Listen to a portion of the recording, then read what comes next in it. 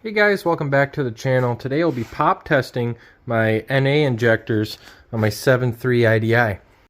So what we're going to be looking for is spray pattern, the drip down test, as well as the actual popping pressure. So like I said, these should pop around 19 to 1800 psi, but when I'm pumping this here, that's popping at about, oh, it's about to knock my bottle off. Back off that pressure a little bit. That's popping at about 1600, 1500 psi, and that's not right. And then when I actually try to lock it in, it starts dripping at about 1500.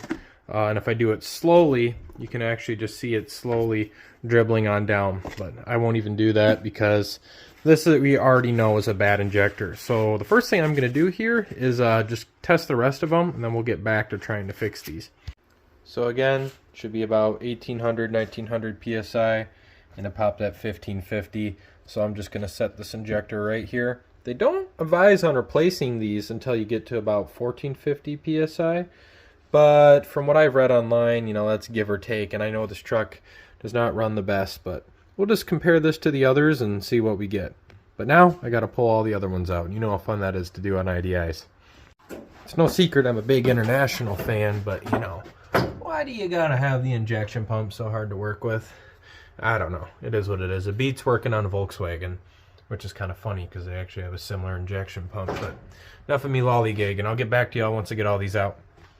Already I got all the injectors out and found their popping pressures, and all of them were pretty low except for cylinder 7 here. And I actually have that up here on the stand to show you guys the leaking test.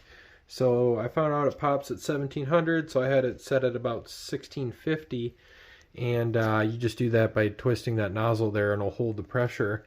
And then you just got to let this sit for a couple minutes and see if you see any drips. And so far I haven't seen any, so I would say this is the only good injector of the batch.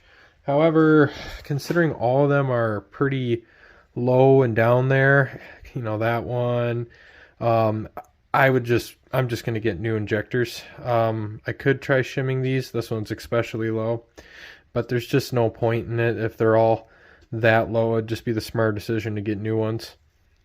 Again, they recommend replacing it about 1450. Well, this one was 1250. That one was 1350.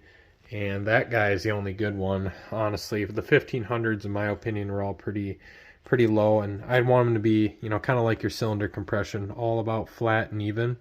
I've also just heard, you know, just doing a set of injectors can really bring these around. So yep, there you go. That is how you pop test your injectors and you inspect them. Very simple. Obviously this can go for a whole variety of diesels. So yeah, hopefully this video helps and y'all have a good one.